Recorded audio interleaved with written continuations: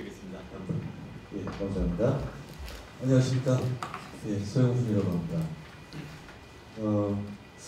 글쎄요, 뭐 제가 매일은 분명히 이제 1시간 반으로 알고 있었거든요. 준비를 하면서 이거 1시간 반에 다 소화할 수 있을까라는 생각을 했었는데 또 시간이 좀 줄었어요. 예, 그래서 어떨지 모르겠습니다. 뭐 제가 하고 싶은 말씀을 다 드릴 수 있을지 과연 그런 것들에 대해서는 제가 좀 조절을 해보기로 하고요. 일단은 사실 뭐 이런 제안을 갖다가 제가 처음 받았을 때 사실 상당히 반가웠습니다. 뭐 제가 이제 여러 군데에 이제 돌아다니면서 얘기를 갖다가 많이 하는 편인데 사실 이 현실 정치와 이제 직접적으로 맞닿아 있는 분들 앞에서 말씀을 드리는 것은 제가 처음인 것 같아요. 그 이전에 바로 여기 옆에 인권연구소 창이라는 곳에서 제가 한 3주에 걸쳐서 강연을 한 적이 있고, 4주에 걸쳐서 강연을 한 적이 있고요. 그것이 인연이 돼가지고 이제 인권연구소에서 이제 다른 어떤 현실적인 사안을 두고 이제 시청가들과 이용가들을 불러서 이제 좀 대담의 자리를 마련한 적이 있었는데, 이제 그때마다 제가 느끼는 것은 사실상 이제 이론과 실천의 완벽한 괴리였습니다. 완벽한 괴리죠. 도저히 이제 그 괴리를 갖다가 극복할 수 있을까라는 어떤 그런 의문이 이제 들게 하는 세월의 연속이었고요. 더군다나 이제 철학계 내에서도 마찬가지입니다. 뭐 저는 철학계에 이제 철학계에서 이제 거의 발을 거의 빼다시피 한 상태인데, 이제 철학계 내에서도 이제 프랑스 철학이라고 얘기를 하면, 프랑스 현대 철학이라고 얘기를 하면 실제로 굉장히 정치적이에요. 제가 말씀을 드리겠지만 상당히 정치적입니다. 정치를 빼고는 아무것도 남는 게 없을 정도로 정치적이죠. 하지만 이제 한국 학계에서 이제 프랑스 철학이 알려져 있는 방식들, 철저하게 탈정치적인 방식으로 알려져 있습니다.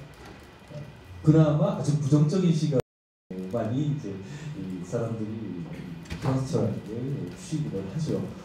그렇기 때문에 사실상 제대로 이해되지도 않고 실제로 각광받고 있다고 알려져 있지만 사실상 아무도 이해하지 못하고 있는 것이 바로 이 프랑스의 현대 철학이라고 볼 수가 있습니다. 사실상 뭐 이제 뭐 한국 학계에서의 어떤 뭐 그런 지형을 갖다가 제가 설명드릴 계제는 아닌 것 같고요.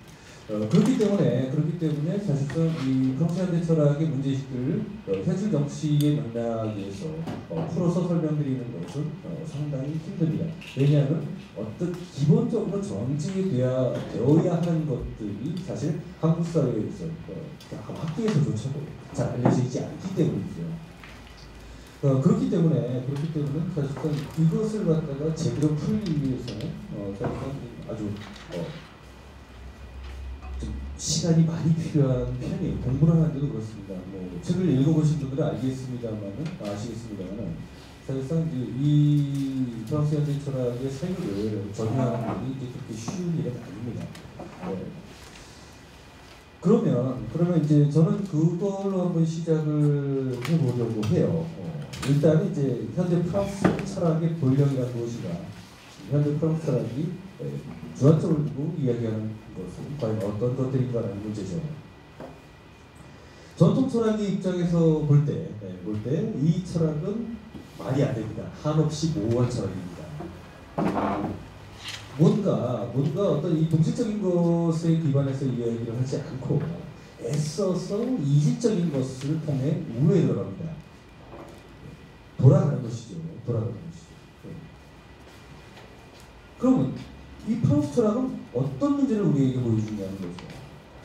프랑스 철학이 주목하는 것은 바로 뭡니까? 순수한 것을 넘어서 불순한 것을, 그리고 완전한 것을 넘어서 불완전한 것을 사유하는 것이 바로 프랑스 현대 철학이라고 볼 수가 있습니다. 그렇기 때문에 이 맥락을 제가 나중에 보시면 설명드릴 건데요. 프랑스 현대 철학에서 가장 중요한 영역은 존재론의 영역이라고 볼 수가 있어요. 그 그래서 존재 영역을 다시 사유하는 것이 프랑스 철학의 현대 철학의 문제의식이고요. 결국 이 존재 영역을 다시 사유함으로써 자동적으로 정통 철학에 대한 비판이 전개가 됩니다. 그리고 필연적으로 이것은 정치적인 문제하고 연동이 되어 있죠. 네, 그러면 전통 철학에 어떤 지점이 문제가 되나? 거시적으로 볼 때는 이 전통 철학이 추구하던 것, 이것은 바로 완전성입니다. 완전성을 추구하죠. 확실하고 완전한 것을 손에 넣고자 했던 것이 이제 전통 철학의 문제의식이죠. 그러기 위해서는 이 완전성을 전취하기 위해서 철학이 한 건 뭔가 바로 정확하게 파악되기 힘든 것들, 이런 것들을 제거한 거죠. 불순하고 모호한 것, 모순적이고 양가적인 것들, 이런 것들을 제거했습니다. 그럼으로써 전통 철학은 이제 하나로 수렴되는 어떤 통일적인 것이죠. 한마디로 통일적인 것으로서의 자기 동일성을 확보를 하는 거죠. 이 자기 동일성이라는 건 이제 아이덴티티의 번역입니다. 아이덴티티의 번역. 정체성이라고 이런 식으로 합니다. 그럼 뭐냐? A는 B라고 했을 때, 이 언술은 A는 B라고 했을 때 B가 아닌 것을 제거를 일단 빼야 논리적으로 이것이 옳게 성립할 수가 있죠. 그러니까 우리가 나무를 정의한다면 필연적으로 나무를 정의하기 위해서 필요한 것은 나무 아닌 것을 제거해버리는 방식입니다. 나무 아닌 것을 제거해야 나무의 개념이 나오죠. 그렇죠. 이것이 바로 이제 동일성의 원리입니다. 이것이 이제 철학을 지배했던 것이고요. 그리고 이 동일성의 원리를 통해서 무모순적인 어떤 이 통일성이 확보가 되죠. 그래서 이런 이제 동일성의 논리가 확립되고 나면은 이런 동일성에서 제외된 다른 것들, 동일성과는 다른 것들, 철학적인 용어로 하면 동일성의 타자죠. 이 동일성의 타자, 동일성과는 다른 것들은 바로 다른 방식으로 분류가 되죠. 비정상 내지는 오류, 이런 방식으로 분류가 되고, 그런 모호하고 애매한 것들은 가치의 체계에서 그리고 지식의 체계에서 배제가 됩니다. 이것은 굉장히 의미심장한 부분이죠.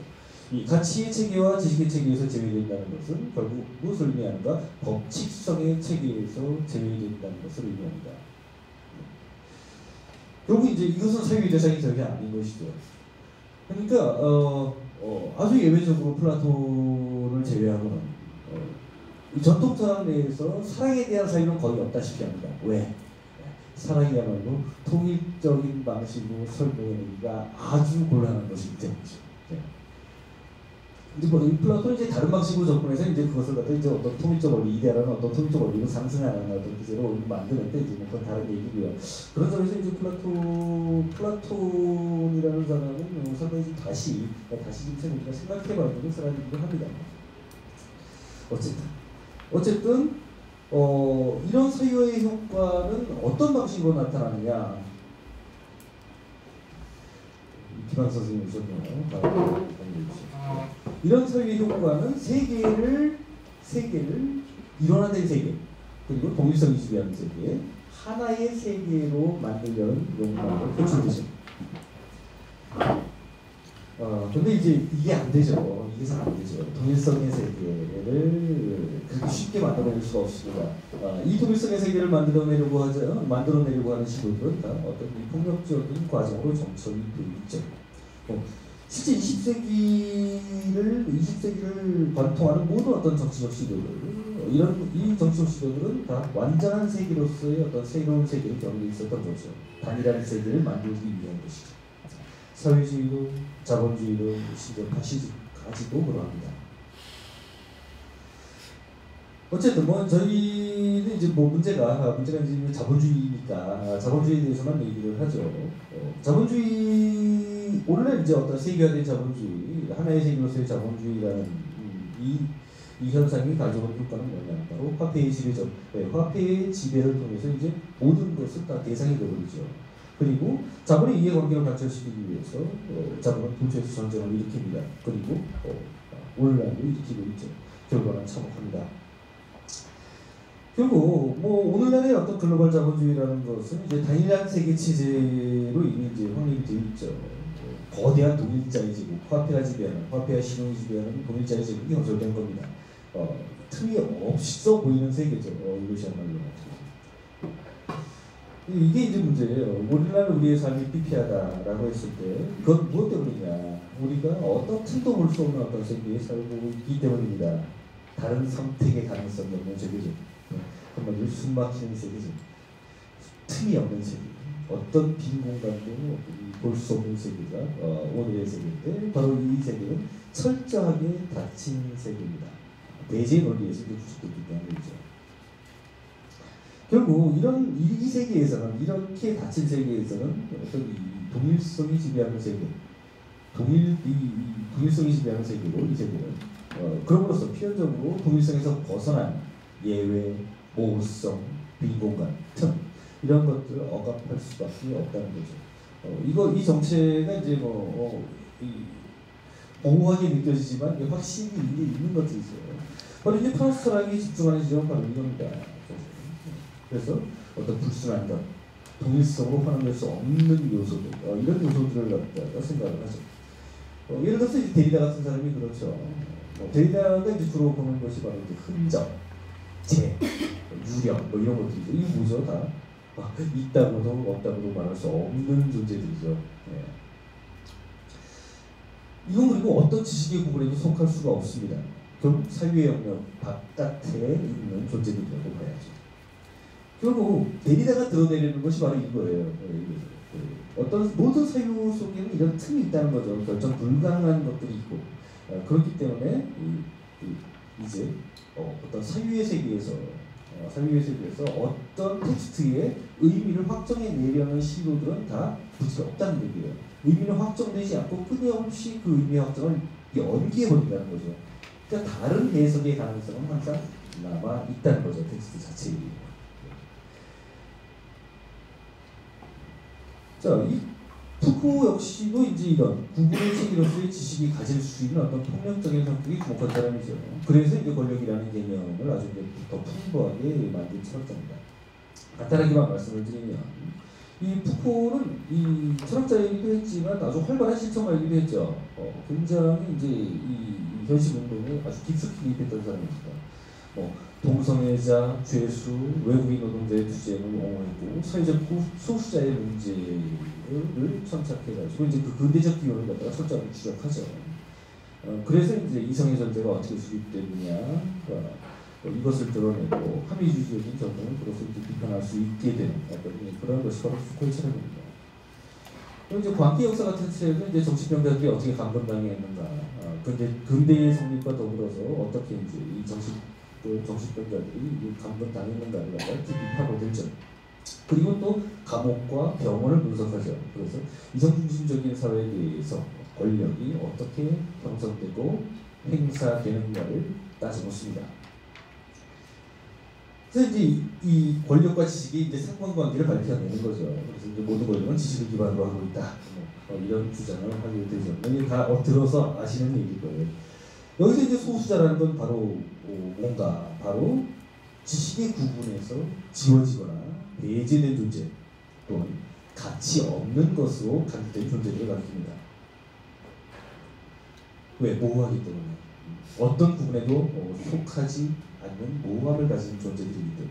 그래서 가치를 가질 수 없기 때문이죠. 그래서 이제 프랑스 철학이 주목하는 건 바로 이런 존재들입니다. 모호하고 결정할 수 없고 이름 붙일 수 없는 것이죠. 유령, 괴물, 틈, 그리고 바디우가 주장하는 공백 이런 것들이 바로 그런 존재들이죠. 자, 이제 직접 바디우 얘기로 이제 좀 들어가 보죠. 바디우는 진리의 철학자 그리고 주체의 철학자로 유명하죠. 이 바디우는 전통 철학에서 얘기하는 진리를 그 사람이 그대로 갖다가 주장하는 게 아닙니다. 이 사람이 얘기하는 진리 굉장히 특이하죠. 새로운 진리 철학이죠. 말하자면 이제 새로운 진리 철학인데 그 근거가 수학이에요. 복잡한 설명은 물론 안 하겠습니다만 이 현대 수학의 발견의 근거에서 결정 불가능한 것에 대해서 사유하는 철학자가 바로 바디우입니다. 이제 현대 집합이론이 이제 바로 그 수학이죠. 그래서 세계에는 바로 공집합과 같은 존재들이 있다고 얘기하죠. 이제 이걸 갖다가 이제 공백이라고 이제 포괄적으로 이제 번역을 합니다. 그래서 이런 공백이 존재한다는 거죠. 공백이 존재할 뿐만 아니라 모든 존재의 어떤 이 근원은 바로 이 공백에 있다라고 얘기를 합니다. 이런 공백은 뭐냐? 바로 말할 수 없는 것이죠. 있지만 없는 거죠. 있지만 없는 거. 있음에도 불구하고 없는 취급받는 거 이거죠. 그리고 셀 수 없는 거예요. 공집합은 그렇잖아요. 원소의 개수를 셀 때는 이 공집합은 들어가지 않습니다. 공집합을 세려면 부공집합을 세야죠. 네. 어쨌든 이런 어떤 구분할 수 없고 말할 수 없고 비인간적인 것이야말로 존재의 본래 모습이라는 것이죠. 하지만 우리는 이런 존재를 직접 만나지를 못합니다. 왜? 그것을 갖다가 말로 표현할 수가 없어요. 그렇기 때문에 만날 수가 없는 거죠. 세계의 모든 존재들, 세계를 구성하고 있는 모든 존재들은 다 어떤 규정된 존재들이죠.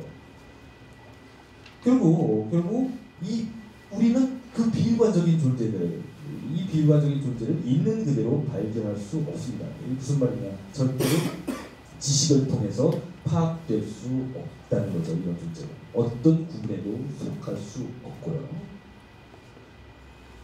결국 동일성의 원리가 지배하는 세계는 이런 공백을 억압합니다. 그리고 그것을 표면에 드러나지 않도록 하죠. 이게 권력의 역할이에요. 결국 권력이라는 것을 결국 지식의 관리 체계로 우리가 이해한다면, 그리고 법을 수호하는 체제로 우리가 이해한다면 절대로 권력은 이 공백을 드러내서는 안 됩니다. 틈이 생기는 거죠. 그 균열이 한번 드러나면 그게 어디까지 갈지 모릅니다. 그렇기 때문에 드러나지 않게 해야죠. 억압해야 합니다. 하지만 때때로 이게 드러나요. 어떤 우연한 계기를 통해서 이 공백들이 드러나죠. 바로 그것이 사건입니다. 바디가 얘기하는 사건은 바로 그거죠.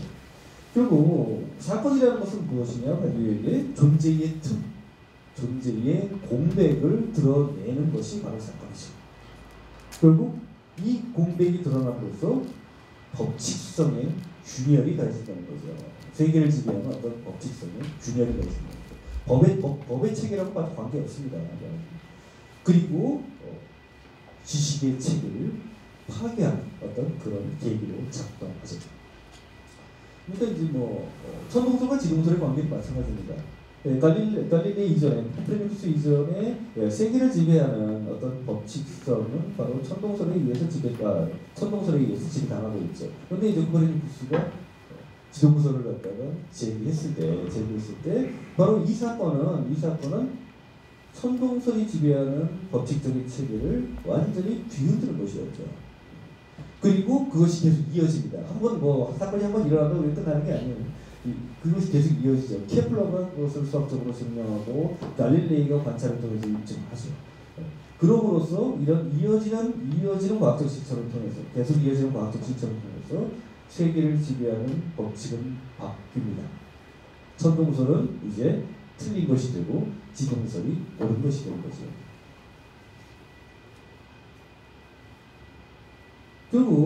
결국 세계를 지배하는 법칙성의 체계가 파괴되고 새로운 법칙성이 수립되는 것이죠. 결국 그런 의미에서는 뭐냐? 사건이란 새로운 것의 가능성이 나타나는 계기라고 볼 수가 있습니다. 그 이전에는 불가능했던 것의 가능성이 나타나는 거죠. 근데 아까도 말씀드렸듯이 사건이 한번 일어난다고 해서 다 바뀌는 게 아니에요. 절대 그렇지 않습니다. 이어져야 합니다. 이어져야 해요. 사건. 무엇으로 이어지는가? 바로 그 사건의 충실한 구체적 실천으로 이어져야 된다는 거죠. 결국 사건의 충실한 주체를 만들어내고, 그리고 이 주체의 실천이 그 지배적인 법칙성에서 벗어나는 새로운 부분을 구성해내죠. 이게 집이에요. 이게 집입니다. 결국 이 진리라는 것은 뭐냐? 새로운 것으로서의 진리죠. 이제 전혀 다른 진리의 규정이 나온 거예요. 이 무모순의 명제로서의 진리, 뭐 이런 것이 아니라 새로움으로서의 진리라는 어떤 독특한 규정이 나오게 된 것이죠. 결국 이 진리는 어떤 역할을 하는가? 세계를 지배하는 법칙성 그리고 지배의 질서를 파괴함으로써 세계 자체를 변화시키는 것이죠. 그리고 여기서 중요한 것은 사건 그 자체가 아닙니다. 사실 그 사건을 이어지게 만드는 실천들이죠. 그것이 바로 주체의 실천들입니다. 주체의 실천들. 그래서 사건은 알려지지 않은 것이기 때문에 사실 거기에 대해서 우리가 말할 수가 없어요. 사건이 드러내는 것에 대해서 우리가 얘기할 수가 없다는 거죠. 그게 뭔데? 그럼 대답을 못해요. 모릅니다. 사실. 그래서 진리는 지식이 아닙니다. 지식의 차원으로 환원되지 않습니다. 지금은 절대. 결국 필요한 것은 뭐냐면 거기에 대한 믿음이에요. 이것이 맞다라고 하는 믿음이 있을 때 주체라는 것이 성립할 수 있다는 거죠. 그리고 그 주체의 실천을 통해서 결국 새로운 것들이 결국에 가서는 옳은 것으로 인정받게 되는 일입니다. 좀 더 정치적인 예를 들어볼까요? 바로 자유와 평등입니다. 자유와 평등. 오늘날 그렇지 않습니까? 여러분 자유와 평등을 부정하는 사람들도 있어요. 새누리당이 아무리 보수적인 인사라고 해도 자유와 평등이 옳다라는 것을 인정할 겁니다. 물론 표현을 알겠죠. 하지만 원칙적으로 자유와 평등을 부정하는 사람은 아무도 없습니다. 하지만 프랑스 대혁명이 일어났던 당시에 자유와 평등은 어떤 것이었을까요? 말도 안 되는 거죠. 신분제 사회인데 신분제가 지배하고 있다는 말이죠. 그 당시를 지배하고 있던 법칙은 신분제예요. 그렇기 때문에 자유와 평등이라고 보니까 이거 말도 안 되는 소리죠. 한마디로. 그 자유와 평등이 지금은 당연한 것으로 인정받고 있어요. 물론 그 자유와 평등이 정말 자유와 평등의 모든 것이다. 그렇지 않죠. 과연 우리가 정말 자유롭고 정말 평등하다라고 물어보면 다들 고개를 젓습니다. 하지만 자유와 평등이 옳다는 것은 우리가 알고 있죠. 결국 이 자유와 평등이 이렇게 옳은 것으로 인정받기까지는 수많은 주체들의 실천이 있었다는 겁니다. 그것이 없이는 도저히 이것이 옳은 것으로 인정받을 수 없는 거죠. 그 이전에는 알려질 수도 없었고 옳은 것도 아니었던 그 이념이 바로 자유와 평등입니다.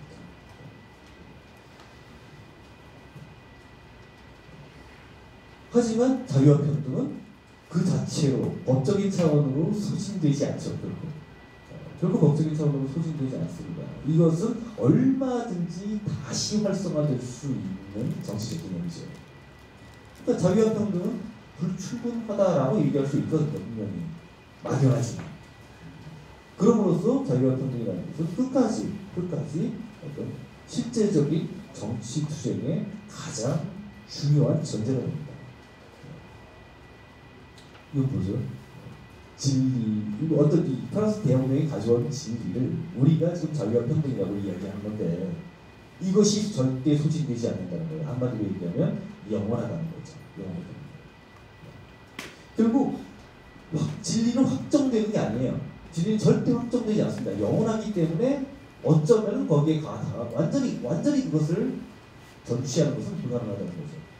하지만 계속해서 그것이 활성화될 수 있다는 겁니다. 확정되지 않습니다. 그렇기 때문에 이거는 막연하다고 생각하실지 모르지만 거꾸로 뒤집어서 얘기하면은 이거는 엄청나게 개방되어 있는 공간이라고 볼 수가 있어요. 자유와 평등의 공간이라는 건 엄청나게 개방되어 있는 공간입니다. 진리의 특성이 그렇습니다. 진리는 항상 열려 있어야 됩니다. 진리가 이것이야 라고 얘기하는 그 순간 바로 진리는 A다 라고 얘기하는 그 순간 이 진리는 닫혀버리게 되죠. 확정 지으니까 그럼 A 아닌 것들은 다 배제가 되죠. 이렇게 되면 이 진리는 닫히고 파스퍼되는 거죠. 항상 모든 진리는 자신의 안에 새로운 요소들이 언제나 들어올 수 있도록 스스로를 열어놓습니다. 그러니까 영원할 수가 있죠. 그러니까 영원할 수가 있죠. 결국 어떤 새로운 요소를 지속적으로 탐색해서 진리를 만들어 나가는 실천이 바로 가장 중요한 것이라고 볼 수가 있죠.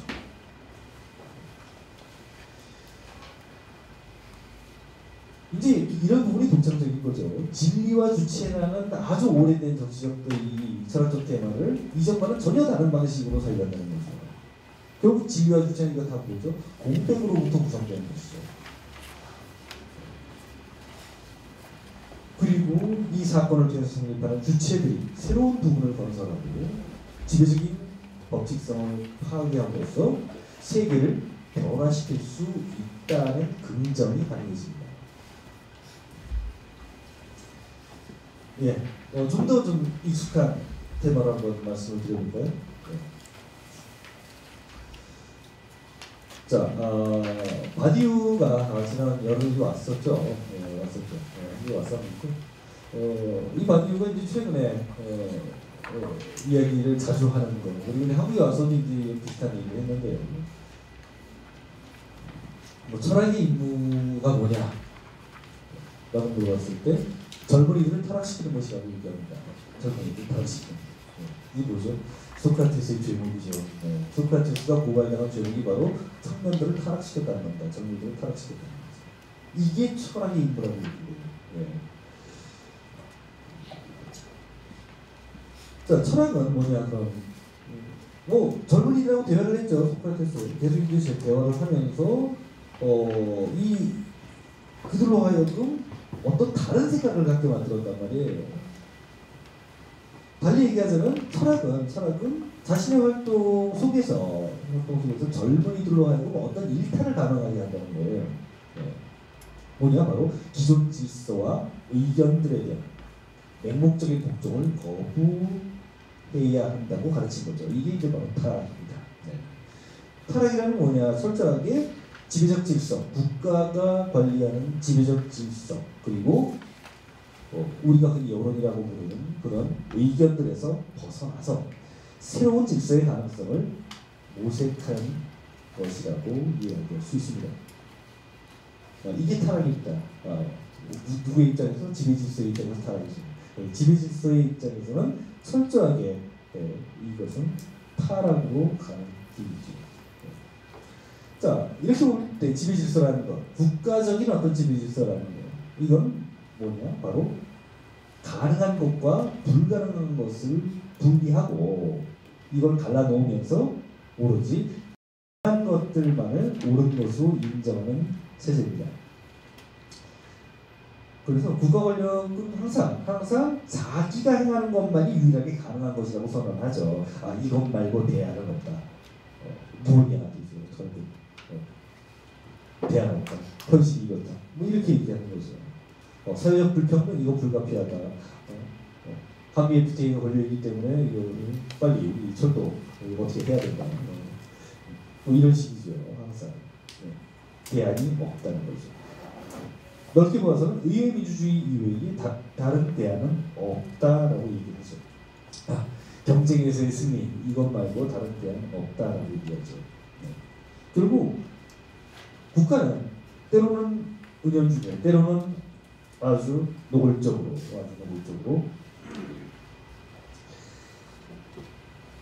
어떤 가능성과 불가능성을 분리하고 불가능한 것들을 가치 없는 것으로 치부하고 있는 것이죠. 그건 뭐냐? 지금의 체제 밖으로 나가는 건 불가능하다는 거예요. 모든 다른 가능성은 다 배제되고 금지됩니다. 그 뒤에는 자본주의가 있죠. 자본주의는 이제 뭐 브레이커 없는 열차죠. 그냥 뭐 마냥 달리는 열차죠. 이 집주를 위한 집주를 방해하는 모든 장애물은 다 파괴되고 제거되는 것이죠. 불가능한 것은 항상 불가능한 것으로 남아 있어야 하고 다른 모든 가능성은 그 이외에 가능한 것 이외에 다른 모든 가능성은 없다라고 선언하는 거죠. 불가능한 것이 가능해지는 일은 한마디로 없어야 하는 거죠. 그래서 그것을 대표하는 것이 법의 체제죠. 법의 체제는 불가능한 것들을 금지합니다. 그래서 다른 가능성을 남기지 않죠. 근데 이제 이 철학의 일이라는 거, 그리고 이제 넓게 봐서는 이 정치적 실천이라는 것도 마찬가지입니다. 기존의 질서에 의해서 불가능한 것으로 간주되어 가지고 결국 금지된다. 그런 금지의 조항 밖에서 다른 가능성을 모색하는 것이죠.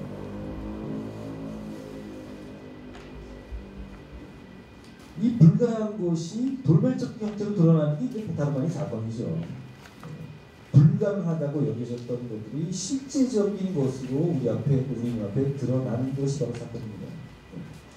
그래서 사건이라는 것은 불가능하다고 선언된 것이 어떤 가능성을 가지고 있는지를 우리에게 보여주죠.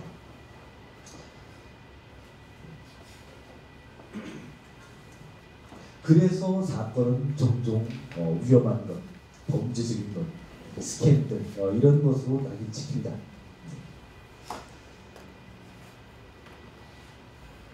결국 이런 사건을 통해서 새로운 가능성의 장을 사유하고 다른 질서, 다른 규범적인 분리를 제시하는 것이 철학의 일이고 또한 이것은 정치적 실천의 임무이기도 합니다. 이제 일단 이렇게 되려면 이런 일이 일어나려면 뭔가 새로운 것이 있어야 돼요. 새로운 것들이 있어야 돼요. 그렇다고 해서 새로운 것을 만들어내야 한다는 얘기 아닙니다. 이미 주어져 있죠. 새로운 것들은 우리에게 이미 주어져 있습니다. 우리 한국의 경우를 예를 들어보면 가보농민 전쟁에서부터 출발해서 그 집강소를 설치해서 어떤 농민의 어떤 자치를 실현했던 집강소부터 출발해서 그리고 3.1 독립선언 이후에 활발한 항해 투쟁들, 그리고 해방 이후에 4.4 강제, 그리고 4.19 혁명, 그리고 80년 5.18 이런 수많은 정치적 사건들이 우리에게는 주어져 있습니다. 새로운 사건을 구한다는 것보다도 중요한 것은 이런 이미 우리에게 주어진 정치적 사건들을 우리가 따라가는 것입니다. 그 정신을 그대로 이어가는 것이죠. 그리고 그건 진행되고 있습니다. 그건 진행되고 있어요. 여러 가지 형태로 진행되고 있죠. 밀양 송전탑만 해도 그렇습니다. 밀양 송전탑을 둘러싼 추정만 해도 오늘 보니까 송전탑 밑에 형광등 꽂아놨더니 그냥 불이 들어오는데요. 아무것도 없는데 형 갔다 왔는데 불이 들어온다고 하더라고요. 뭐 그런 모든 것들이 아주 사소한 것일지라도 결국 그런 사건들을 이어가고 있는 것을 우리가 간주할 수 있습니다. 그래서 지배 질서의 입장에서 보면 어떤 이런 기존 질서를 거부하고 다른 가능성을 모색하는 집단, 이 사람들 다 타락한 사람들이죠. 위험하고 범죄적인 것을 추구하니까 이 사람들은 지배 질서 입장에서는 타락한 사람들일 수밖에 없죠. 주로 젊은이들이죠. 왜냐하면 젊은이들이 많은 거는 젊은 사람들이 많은 거는 결국 그들의 삶의 방향을 결정해야 되는 사람들이 젊은 사람들이기 때문에 그렇습니다. 결국 젊은이들이 타락하는 과정은 그거죠. 그 질서, 이런 지배 질서와는 다른 질서가 가능하다는 어떤 단어들, 삶을 바꾸기 위해서 지배적인 의견들에서 벗어나야 한다는 선언들, 이런 것들을 받아들임으로써 타락합니다. 이게 바로 가장 중요한 철학적이고 정치적인 임무입니다, 사실.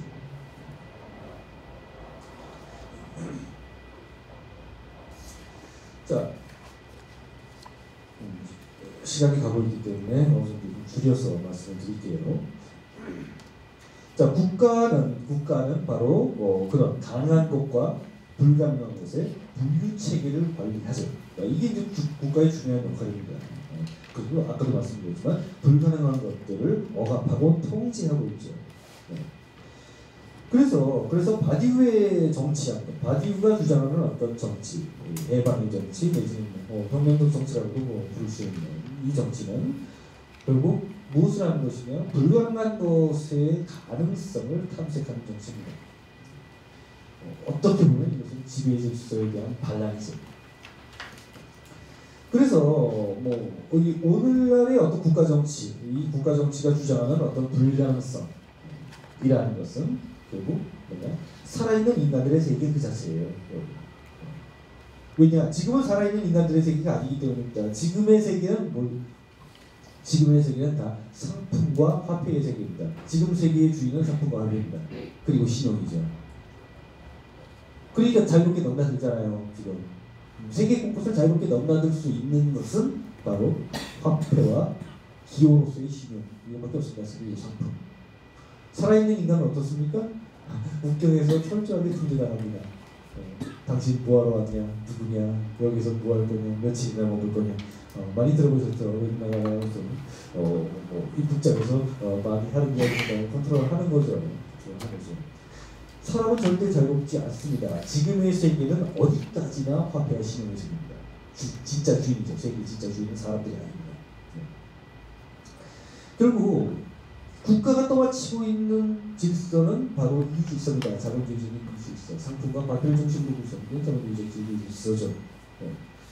결국 해방의 정치가 가능해지는 것, 이건 뭐냐? 바로 살아있는 인간들의 세계라는 이 오늘날의 불가능의 지점들, 이 지점을 견지하는 것으로부터 출발한다는 거죠.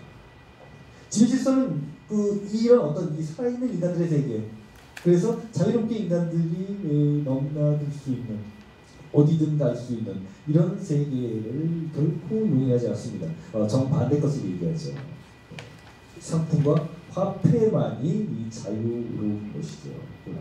뭐냐? 시장에서의 자유, 이것을 인정해야 되고, 그것을 떠받치고 있는 자본주의적인 의무주의, 이것을 받아들이지 않는 사람들은 이 세계에 들어올 수 없다고 얘기하는 거죠. 이런 불가능은 건너지 말아야 할 경계입니다. 그리고 감히 꾸지도 못할 꿈이죠. 이 불가능이 바로 바디우가 얘기하는 진리의 모습을 띄고 있는 거죠. 평등이라는 건 불가능한 겁니다. 사실 불가능한 것이죠. 오늘날의 지배질서는 평등이라는 것들을 불가능하다고 얘기합니다. 그러니까 보편적 복지, 이거 말도 안 되는 거예요. 선별적 복지를 나눠야 된다. 차상위 계층 그런 거 하고 그런 거죠. 그리고 실제로 불가능이라는 것은 진리와 정확하게 같은 겁니다. 진리라는 것은 뭐냐? 바로 세계를 지배하는 법칙의 바깥에 존재하죠. 이런 점이 말하고 있는 것은 뭐냐? 바로 그 세계 속에서 진리라는 것은 불가능한 것이 될 수밖에 없다라는 것이죠. 결국 사건이 만들어내는 무언가, 이것은 금지된 꿈이죠. 동시에 현실에서 일어날 수 없는, 일어나서는 안 되는 어떤 불가능과 정확하게 일치합니다. 결국 불가능한 것으로서의 어떤 실제의 지점을 견지해라 라고 얘기하는 것은 결국 사건을 통해서 출현한 진리에 충실하라는 말과 같은 말입니다. 그래서 바디우가 주장하는 이 해방의 정치라는 것, 이것은 그럼 뭐냐? 진리에 충실한 실천을 지속하는 거죠. 금지된 꿈을 계속 꾸는 겁니다. 금지된 꿈을 계속 꿉니다. 그러니까 내가 꿈꾸는 나라잖아요. 꿈을 꾸셔야 되거든요. 꿈을 꾸지 않으면 우리에게 아무것도 없습니다. 불가능한 것들을 우리가 살려하기 위해서는 그런 불가능의 꿈을 버려서는 안 된다는 거죠.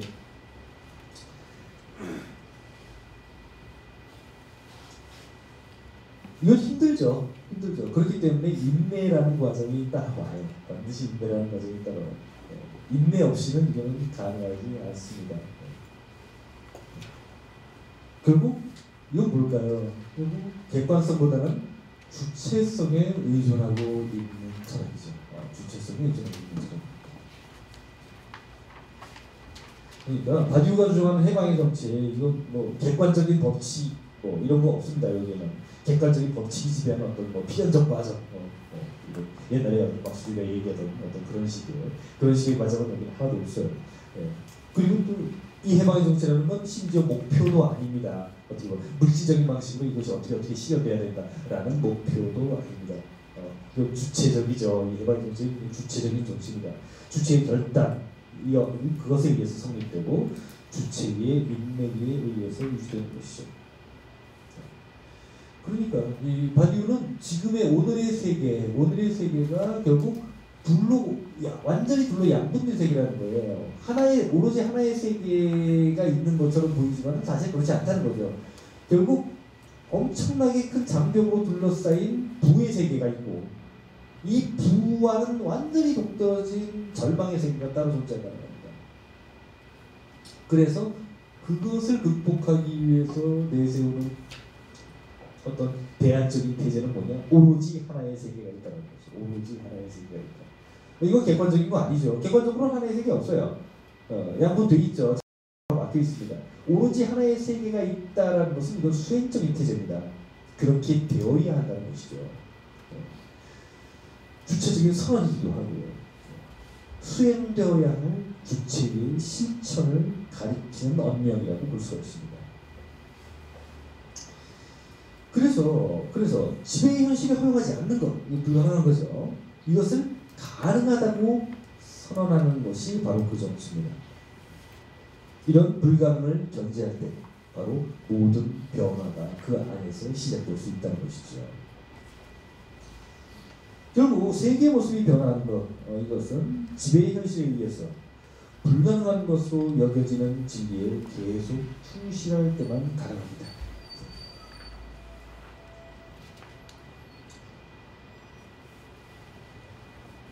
문제는 이런 정치가 이제 제도적 정치의 수준, 특히 이제 오늘날 자본주의적인 의회민주주의, 이것과는 상당히 거리가 있다는 것이죠.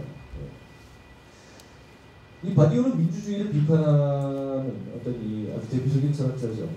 이 바디오의 민주주의 이론은 아주 매력적입니다. 아주 매력적이지만 굉장히 날을 세우고 있죠. 이제 플라톤이 이제 국가편에서 민주주의자들을 비판하는 대목이 있는데, 그것을 갖다 그대로 이제 오늘날에 그대로 적용을 시키고 있는 거예요. 어떻게 보면은. 그래서 바디오한테 민주주의라는 것은 뭐냐? 오늘날의 민주주의는 상품과 화폐의 지배, 이것을 영속화시키기 위한 어떤 관리 체계에 지나지 않는다는 거죠. 근데 이제 이 바디오가 비판하는 민주주의는 어떤 의회 민주주의라는 아주 구체적이고 어떤 제도적인 정치 체제죠. 이 바디오한테 그렇다고 해서 민주주의가 다 이런 식으로 환원되는 건 아니고요. 이 바디오한테는 이제 이런 민주주의와는 전혀 다른 민주주의에 대한 사유가 있습니다. 결국 뭐냐? 아주 결론만 말씀드리면 어떤 의회 민주주의 형식주의를 극복한 본래적 의미의 민주주의로서 결국 지배 피지배 관계의 철폐, 그리고 사람들이 스스로에 대해서 권력을 갖는 인민의 피플의 내재적인 정치가 바로 민주주의입니다. 여기서 이제 가장 강조되는 게 뭐냐? 바로 평등의 주체성이죠. 평등의 주체성. 이 평등이라는 것도 그래요. 바디오는 평등을 객관적 평등이라고 얘기하지 않습니다. 평등을 어떻게 객관적으로 실현시킬 것이냐, 방법이 없죠. 그걸 객관적으로 절대 실현시킬 수 있는 방법은 없습니다. 오히려 평등은 정치적 목표도 아니에요. 한마디로 얘기해서. 오히려 정치가 끝나는 지점이 평등이 아니라 오히려 정치가 시작하는 지점이 평등이라는 거죠. 정치 출발점이 바로 평등입니다. 평등의 선언만이 실제적인 정치를 가능하게 한다는 것이죠. 결국 그것이 드러나는 증거는 뭐냐? 바로 정치적인 개인이라는 것은 항상 불평등한 장소에서 벌어진다는 거죠. 불평등한 장소에서 바로 정치적인 개입이 시작이 되는데, 이때 나오는 것이 바로 항상 평등의 선언이에요. 결국 그 불평등의 장소에서 정치가 시작되는 것은 바로 평등의 선언을 통해서만 시작될 수 있다는 것이죠. 결국 평등이라는 것은 정치의 목표가 아니라 정치의 출발점일 수밖에 없습니다. 근데 이 불가능한 것이라는 것이 사실 어떻게 보면은 아주 모호한 것이죠. 모호한 거예요. 사실 평등의 선언이라는 건 그 한마디로 결단입니다. 결단이에요. 자, 그렇죠. 밀양 송전차 우리가 얘기를 하자면, 이거는 국가적인 사업이고 이게 이 원자력 발전소를 지어서 거기서 뭐 전기를 갖다가 이 공급을 하기 위해서는 필수적으로 필요하다. 다른 대안이 없다. 이렇게 얘기하잖아요. 보통. 근데 객관적인 사태를 놓고 보면 그 맞은 얘기일 수도 있어요. 객관적으로 보면 사람들이 그 수고하는 사람들이 있거든요. 거기에 있는 사람들 다 죽으라는 얘기야. 이렇게 얘기하면 또 그 말도 어쩌면 수긍이 갑니다. 그렇기 때문에 이것을 둘러싸고 우리는 어떤 방식으로도 객관적으로 그것의 가치를 결정할 수가 없어요. 이런 모호성이 있습니다. 모든 정치는 다 그래요. 그렇기 때문에 모든 어떤 이 정치라는 것은 여기서 이제 해방의 정치를 얘기합니다. 제도 정치가 아니라 제도 정치가 항상 이제 객관성으로 가죠. 하지만 어떤 이 주체적인 정치로서의 해방의 정치라는 것은 그런 결정 불가능한 것의 가치를 결정함으로써 시작한다는 것이죠. 이런 예는 무수히 많습니다. 실제로. 이제 미등록 이주민 같은 경우가 그렇죠. 이른바 불법 체류자라고 불리는 미등록 이주민의 문제, 이방인의 문제죠. 사실 이방인의 문제가 그렇습니다. 자, 국가에서 이 이방인들은 불법 체류자로 낙인이 찍혀 있죠. 미등록 이주민. 이제 이것은 이제 인권운동가들은 이제 이걸 미등록 이주민이라고 불러요. 불법 체류자는 말 안 쓰고. 이게 진일보한 입장입니다. 사실 불법이라는 것은 항상 국가적인 입장이죠. 국가적인 입장에서만 그렇게 얘기할 수 있는 것이고. 사실 좀 더 중립화된 표현은 바로 이제 미등록 이주민이죠. 자, 불법 체류자라는 것, 이 명칭은 반드시 처벌과 추방을 전제하는 명칭입니다. 미등록 이주민이라는 표현 역시도 어쩌면 부정적일 수 있습니다. 하지만 다른 점이 있다면 미등록 이주민이라는 이 명칭은 불법 체류자라는 명칭에 비해서 어떤 비정상적인 것의 정상화를 전제하고 있다는 거죠. 그럼 이 명칭이 바로 모호성을 드러내요. 왜냐하면 사회 구조 속에서는 그들의 존재를 인정하지만 언젠가는 정상화되어야 한다는 거죠. 재현을 통해서 정상화되어야 한다는 그것을 통해서 이제 이런 이방인들을 갖다 규정하죠. 자, 뭐 할 수 있어요? 자, 우리 사회 미등록 이주민들, 이거 어느 사회나 마찬가지입니다만 보시죠. 일하고 있습니다. 실제로 일하고 있어요. 뭐죠? 이 사람들이 일하고 있다는 것은 이 사람들이 일하고 계속 일하기 위해서 먹고 살아야죠. 또 그렇기 때문에 돈도 쓰죠. 어쨌든 이 사람들은 어떤 점에서건 우리 사회의 유지에 공헌하고 있는 사람들입니다. 한마디로 우리와 똑같은 사람들이에요. 하지만 이 사람들이 합법적이라는 어떤 형식적 확인을 가지고 있는 것은 아닙니다. 모호하죠. 이렇게도 판단할 수 있고 저렇게도 판단할 수 있습니다. 여기서 결정을 해야 되는 거예요. 여기서 결단이라는 차원이 개입해야 되는 지점이 바로 이 지점이라는 거죠. 이게 실제로 이제 1996년에 6년 여름에 프랑스 파리에서 벌어진 일입니다. 그 당시 이제 이 이주민 불법 체류자들, 미등록 이주민들에 대한 어떤 이 추방 계획이 이제 막 이 추방 계획이 전개가 되고 법안 마련되고 이러면서 미등록 이주민들이 이제 이 파리 11구에 생베르나르 성당이라는 성당을 점거를 해요. 단식을 전개하고 이 정부로 하여금 추방을 철회하고 정당한 지위를 부여해줄 것을 요구합니다. 이 가치가 이제 애매하고 불확실한 사람들이죠. 이 사람들이 이제 행동에 나선 거예요. 이 사람들이 프랑스의 일부인가 그렇지 않은가. 여기에 대고 이것을 통해서 이제 완전 엄청난 사회적 논쟁이 벌어집니다. 그리고 어떤 불법 체류자, 이 사람들을 따라다니는 불법 체류자라는 말은 어떤 이 사람들이 갖는 가치의 불확실성 또는 비가치의 가치를 지칭하는 거죠. 가치 없다는 얘기죠. 한마디로. 프랑스에 있지만 진정으로 프랑스인은 아니다. 추방 가능하다. 이런 것이죠. 그런데 이 생베르나르 교회의 정보 투쟁을 통해서 상황이 바뀝니다.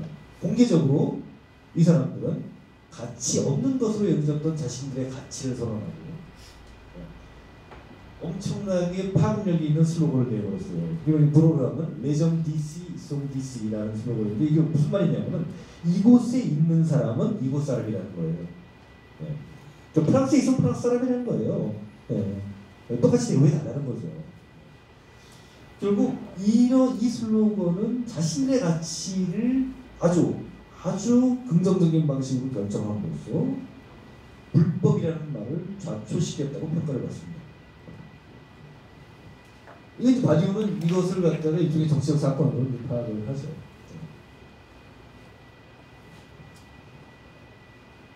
그래서 이런 어떤 애매모호함을 벗어 던지기 위해서 그리고 불법이라는 부정적인 수식을 떨쳐내기 위해서는 그리고 가치 없는 것들의 가치를 선포하고 그리고 박탈된 권리를 요구하고 있어요. 사실상 이들이 정치적으로 아주 중요한 역할을 하고 있다는 것이 이 사람의 생각이죠. 이 파리 코뮌 당시 노동자도 마찬가지예요. 사실 그 당시에 있는 뭐 투표권도 없더라. 이 파리 코뮌 노동자 정치적으로 무능하고 가치 없는 것으로 간주됐다. 이 사람들이 바로 자신들의 정치적 가치를 코뮌을 통해서 정당한 창조적 가치로 선포했다는 것이죠. 마찬가지입니다. 이 투쟁과 더불어서 이제 노동자 정치의 단계가 훨씬 더 진일보한 수준으로 발전되죠.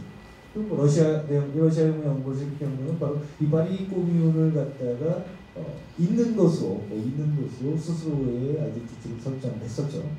레닌이 그래서 이 파리 코뮌보다 소비에트가 더 지속했을 때 하루 45일인가 지속한 게 파리 코뮌 46일째 빙판에서 춤을 췄다고 합니다. 그걸 넘어섰다는. 어쨌든 그래서 이제 이 이방인이라는 이 존재는 사실상 결정 불가능한 존재입니다. 문제는 뭐냐? 이런 결정 불가능한 것을 결정하는 것이라는 거죠. 그래서 결국 이방인을 둘러싼 어떤 질서, 그리고 일관성 이런 것들 자체가 이제 이런 정치적 실천들을 통해서 그 선언을 둘러싸고 벌어지는 후사건적 실천이라고 하죠. 사건 이후의 실천들을 통해서 이제 확보될 수 있는 것이죠.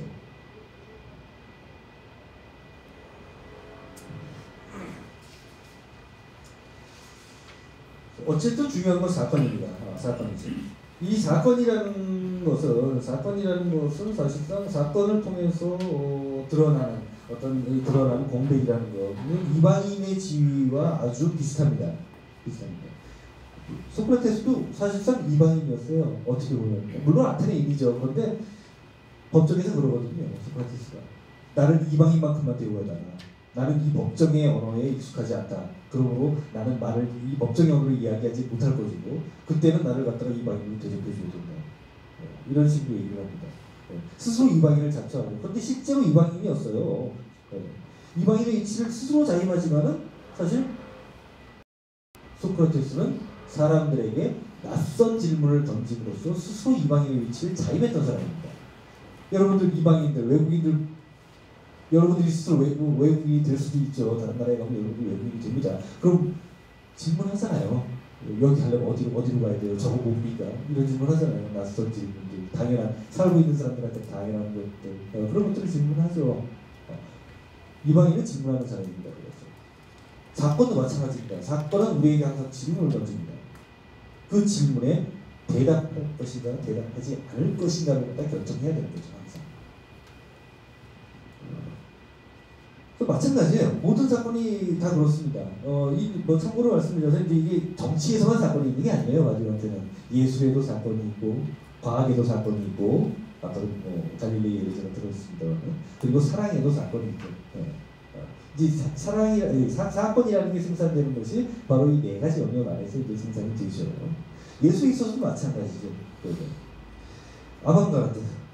아방가르드는 이 기존의 예술적 제도의 입장에서 보면 이방인입니다. 어디 낯선 놈들이죠. 한마디로 얘기해서 엉뚱한 짓 하는 거. 예술적 행위, 이상한 선언들, 이거 다 뭡니까? 예수를 지배하는 어떤 법칙에 전혀 낯선 것이었다는 거죠. 그러니까 뒤시하는 병기 갖다 전시하는 거예요. 이건 완전히 사건이죠. 이걸 전혀 이전의 예술 작품을 규정하던 모든 규정성에서 다 벗어나 버리는 거예요. 이게 지금. 그러니까 완전히 이건 낯선 겁니다.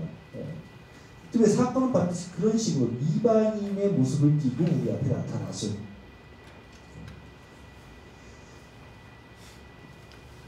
그래서 결국 이 사건이라는 것은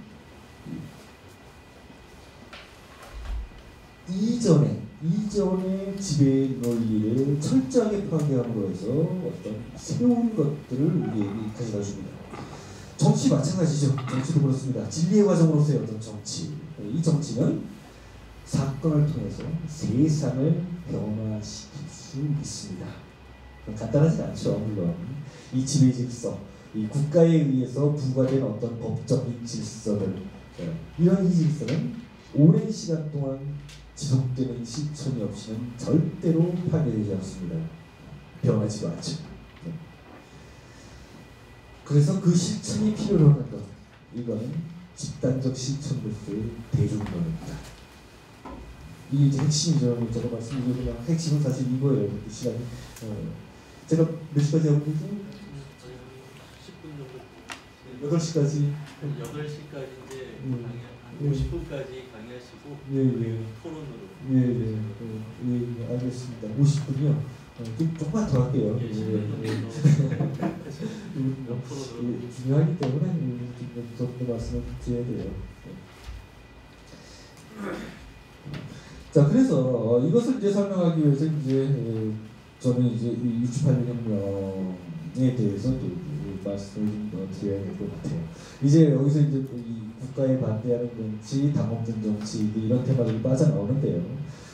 약간 좀 당황스러우실 수도 있습니다. 이 문제는 천천히 들어보시면 또 이해는 가실 겁니다. 어떤 얘기인지. 자, 바디우에게 이제 가장 중요한 사건은 무엇이다라고 얘기를 하면 이제 68혁명을 빼놓을 수가 없죠. 68년 혁명. 68년 혁명은 대단한 혁명이었습니다. 실제로 파리에서 일어났고 이것이 온 유럽으로 확산이 됐죠. 온 유럽으로 확산이 돼서 사실상 이 지금 유럽에는 68세대라는 사람들이 있어요. 실제로 그 나이대 사람들이죠. 68년에 이제 18에서 한 많게는 30까지 되는 그 세대들. 이 세대들인데 주로 이제 한 40년대 후반생들이죠. 40년대 후반생들. 이 양반들 만나면 좀 뭔가 달라요. 사람들이 좀 다릅니다. 어디를 가도 그 나이대 사람들 중에 이제 많은 양반들이 좀 달라요. 아주 적극적이고 굉장히 구체적이죠. 이 68년 혁명 이전의 유럽 사회는 어떤 사회였는가? 굉장히 권위적인 사회였습니다. 여러분 유럽 여행 가시다 보면 길에서 키스도 하고 이러잖아요. 옛날에 안 그랬어요. 옛날에 그런 게 안 그랬어요. 68 이전에는 별로 안 그랬어요. 사실. 그 하다못해 이제 대학에서도 복도에서 학생이 담배 피다가 교수한테 따위 받는 게 굉장히 많았습니다. 그렇게 권위적인 사회였어요. 그런데 68혁명 이후에 유럽 사회는 완전히 변해요. 자유적으로. 모든 어떤 금기가 허물어지고 어떤 이 완전히 자유로운 분위기가 유럽을 휩쓰게 되죠. 실패한 것이 딱 하나 있다면 바로 정치예요. 정치 체제를 바꾸지 못했습니다. 정치 체제는 바꾸지 못했습니다. 그런데 그 이유가 있죠. 어쨌든 이 68혁명이라는 것은 가장 실제적인 혁명입니다. 실제적인 혁명이에요. 정치 권력 빼고는 다 바꿨습니다. 정치 권력은 안 바뀌었죠. 프랑스 제후공화국 그대로 유지됐고, 당시 지배층, 골리스트들, 드골주의자들, 지금 약간 몰락했습니다만, 다 그대로 이제 지배의 주체로 남아 있죠. 이 당시에 이 드골 대통령이 그랬어요. 이 68혁명이 처음에 일어난 초창기에 도대체 저 사람들이 뭘 원하는지 알 수 없다. 요구 조건이 없어서요. 뭘 요구한 게 아니라 객관적인 어떤 걸 요구한 게 아니에요. 그냥 나간 거예요. 그냥 무조건 어떻게 보면. 그래서 이제 결국은 나중에 가서 이제 드골이 이 국회에서 총선거를 갖다 실시합니다. 근데 이게 이제 정치권이 위험에 빠질 때마다 내미는 카드죠. 의회사 총선. 그래가지고 위기를 극복하는 어떤 정치적 위기를 극복하는 계기로 삼죠. 특히 이제 이 혁명 정치가 출현했을 때 반드시 이 과정은 따라옵니다. 집에 내밀 수 있는 가장 커다란 카드죠. 그래서 하여튼 그 당시에 운동 세력들은 이 선거를 보이콧했어요. 그래서 아직도 그 당시의 총선거가 가장 낮은 투표율을 보입니다. 어쨌든 이 운동 세력들이 참여를 안 했기 때문에 특별히 거부해버렸기 때문에 원사이드하게 우파가 압승을 했죠.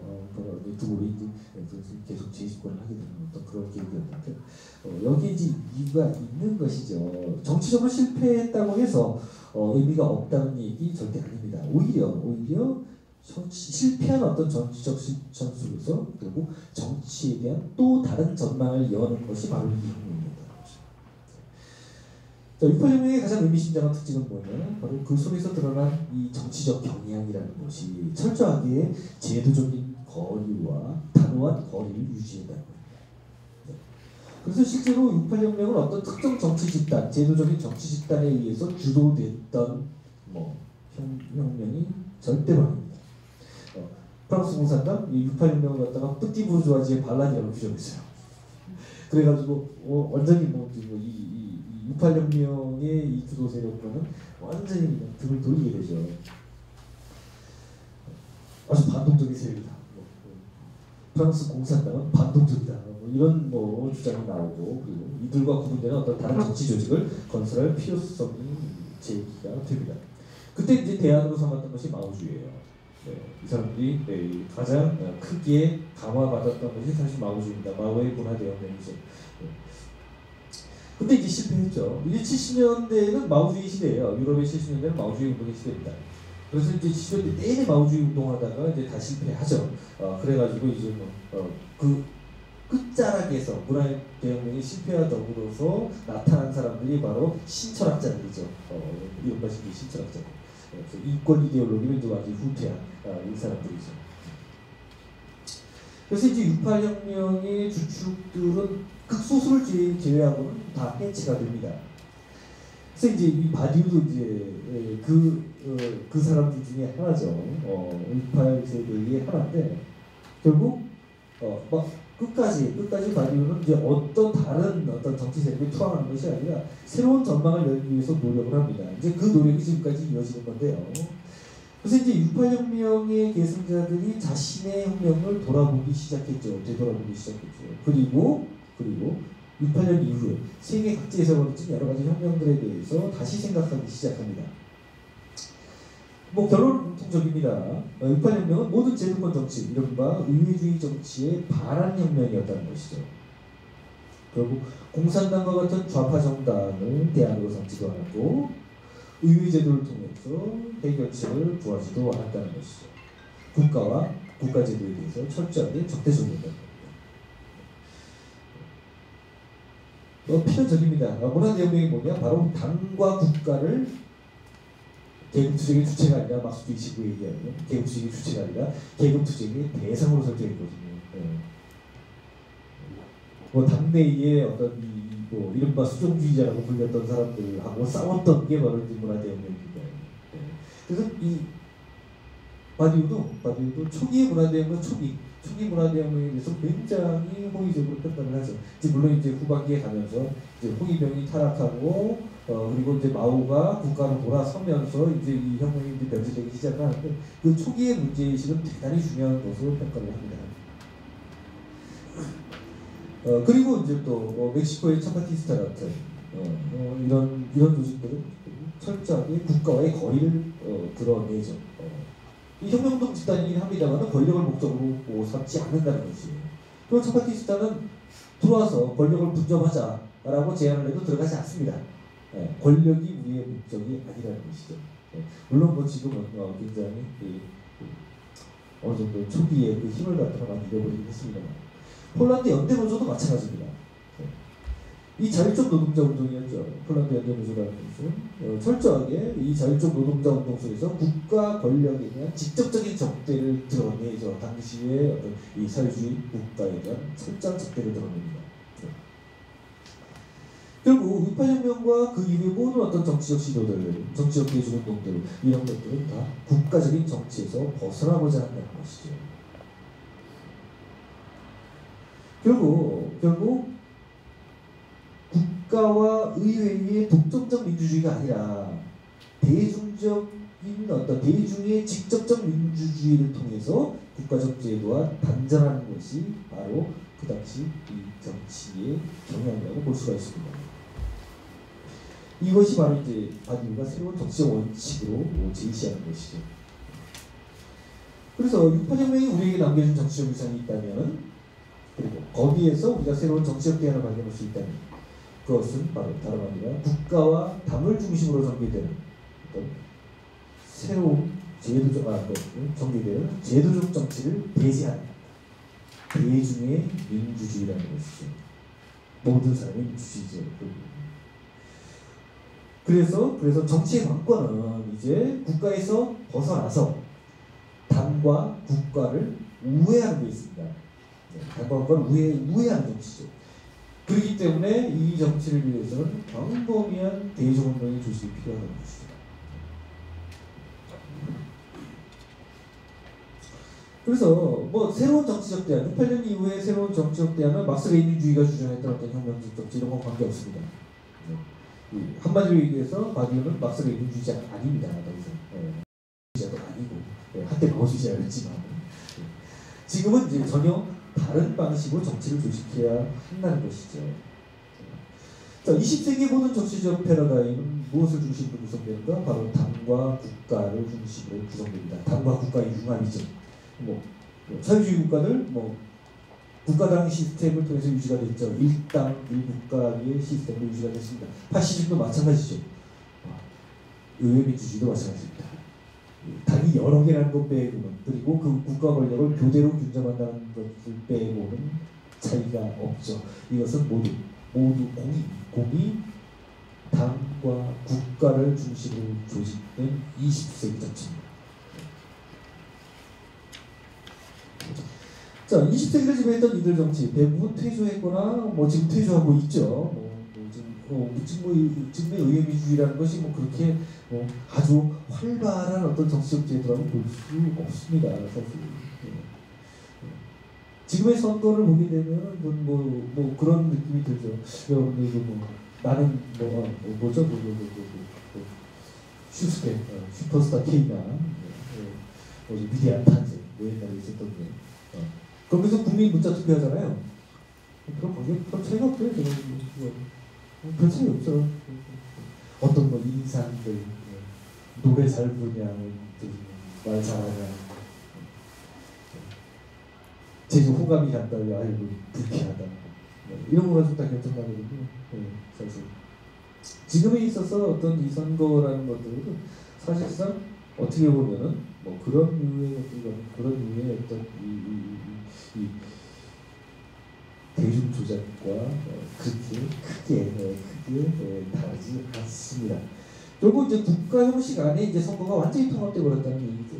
선거를 좀 다르게 만들 필요가 있어요. 그래서 선거를 좀 다르게 만들 필요가 있습니다. 이 국가 형식 안에 선거가 통합이 되면은 이건 이제 기존 질서의 유지에 이제 적합한 것이 되고 아주 보수적인 기능을 행합니다. 혼란이 생길 경우에는 억압적 기능도 행하고 있죠. 그래서 이제 이게 우리의 문제와도 이제 관련이 있어요. 한국의 선거, 이거 사실상 의미를 상실한 선거라는 거죠.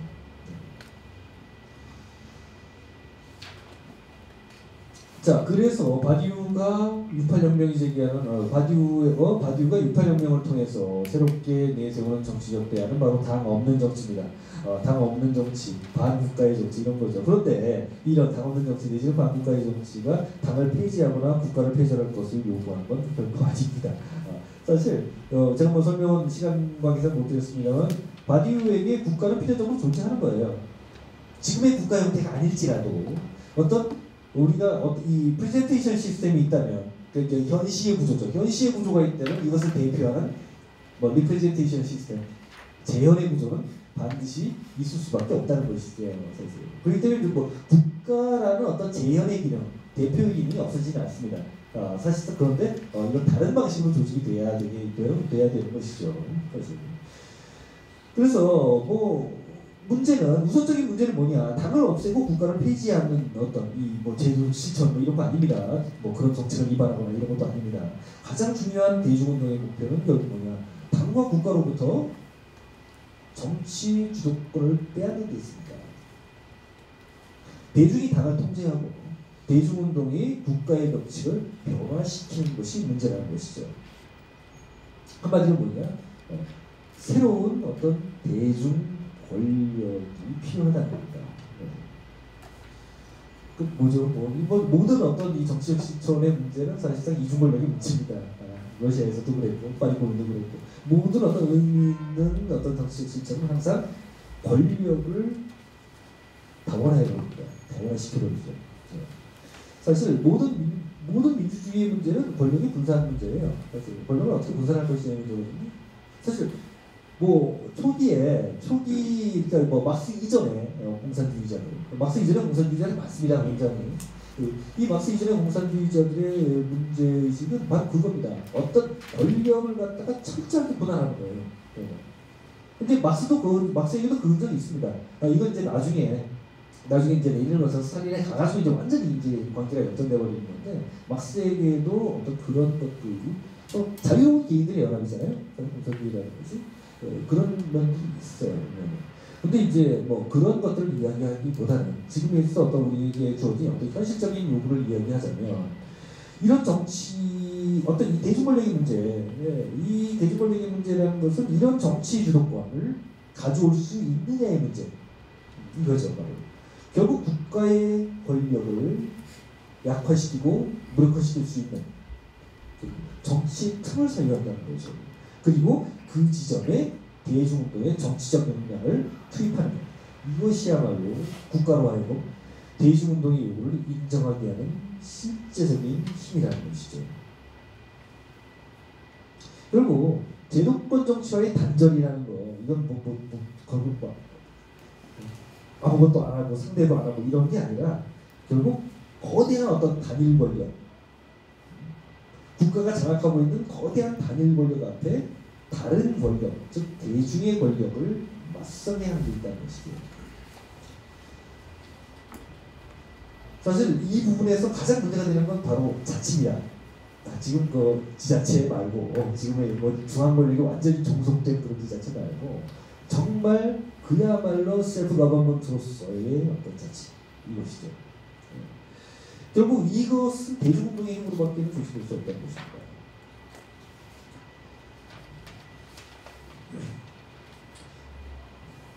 예, 이제 어느 정도 마무리를 하도록 하죠. 결국은 이제 제가 이제 뭐 대중 정치에 대해서 좀 또 준비를 한 게 있는데, 이제 간략하게 말씀을 드리죠. 일단 이 대중운동이라는 것 자체를 어떻게 설계할 것이냐, 이것을 유대의 틀로 사고하면 절대 안 된다는 거죠. 영어로 하면 본드죠. 유대의 틀. 결국 뭐냐, 이건 당국가 패러다임이 완전히 이게 유대의 틀이에요. 그러니까 당이 대중과 연결돼 있고, 대중과 유대를 유지하고 있고, 그 당이 국가와 결합하는 것들. 그래서 대중, 당, 국가의 위계로 정치를 살려하는 겁니다.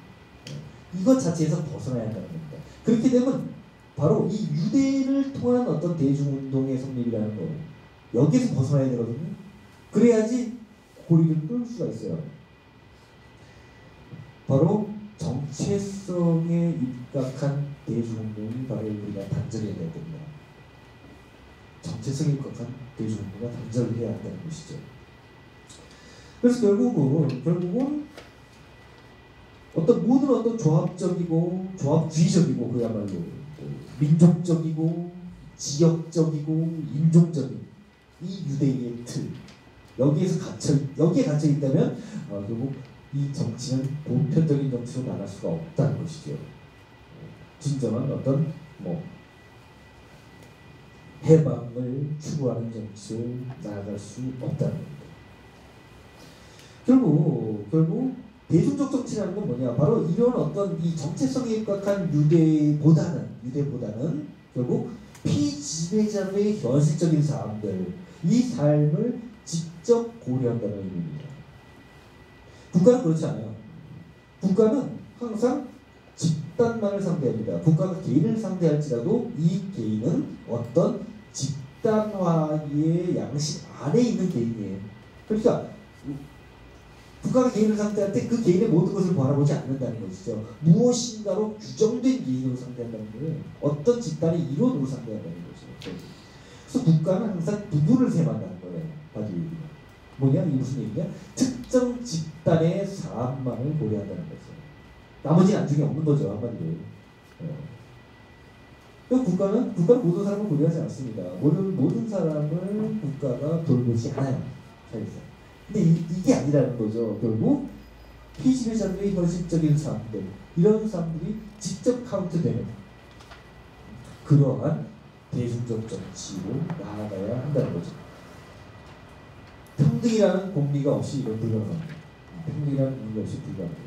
모든 어떤 이 대중정치의 시작과 그 전개 과정 속에서의 필연적인 전제는 바로 평등입니다. 그게 이제 다 무너진 상황 속에 우리 살고 있는 거죠. 그럼 마무리를 간단하게 할게요. 자, 지금 그래서 이제 지금 우리에게 필요한 것들은 무엇이냐? 과연 우리에게 어떤 것들이 필요한가?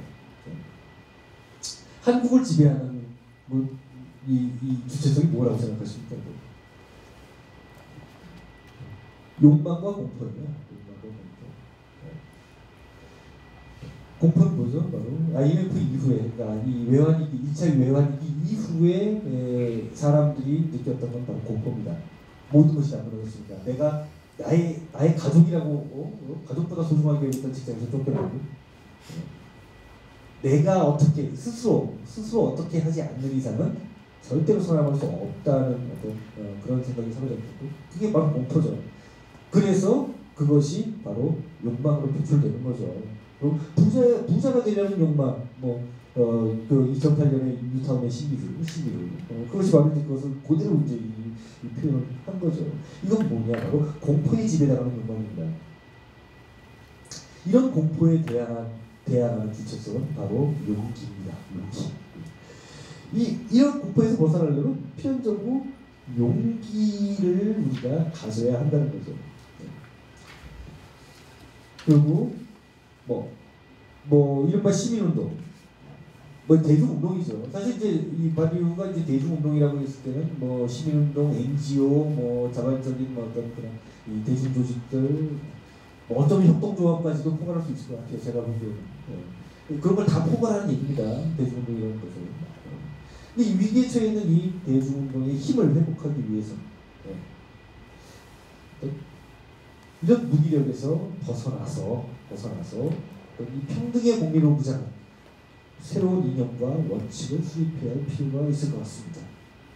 그것을 위해서 필요한 것이 바로 용기입니다. 용기를 가십시오. 감사합니다.